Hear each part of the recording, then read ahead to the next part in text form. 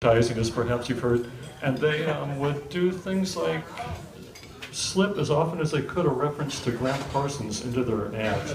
If you looked at the foreground of the ad, no big thing. If you looked at the background of the ad, you'd see like a TV dinner for like Grandma Parsons' Hickory Wind Chicken or something like that. You know, they were just about that gone on it.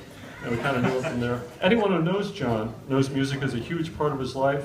All sorts of music, but most especially that Southern California stuff that grew here that some called country rock and some people just called really good. And, you know, by the likes of the Flying Burrito Brothers and all of that.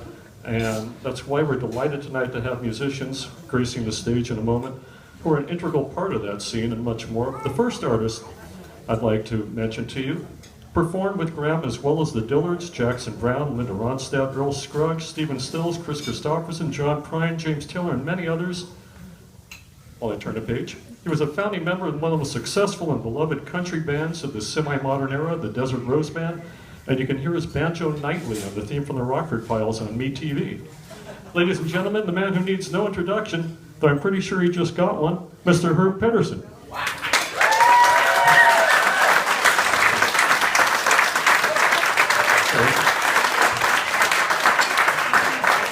And now I need to ask for your help for a moment. We don't want the fellow appearing with Herb to feel left out, so when I mention the bands he's been with, I'd appreciate it if you'd clap as if you'd heard of them.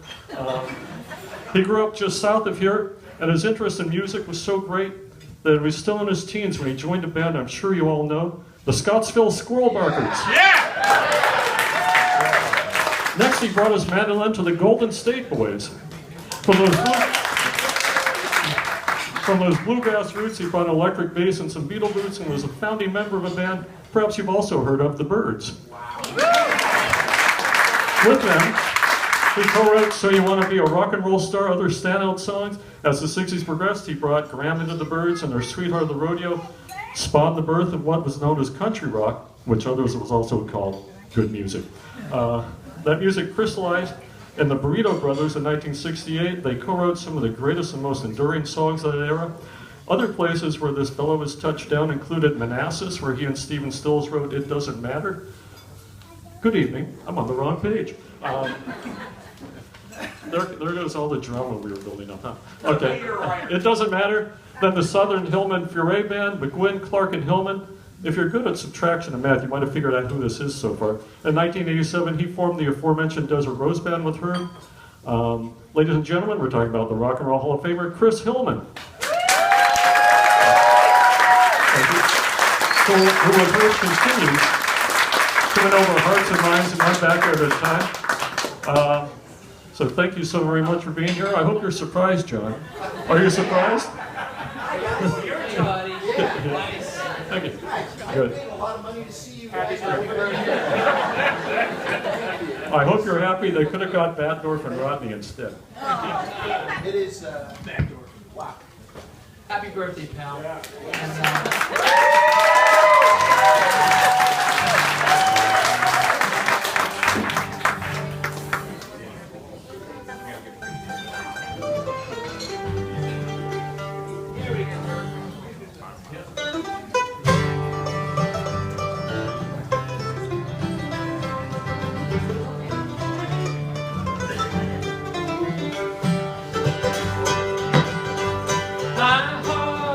And, and I am weary for the only woman I love.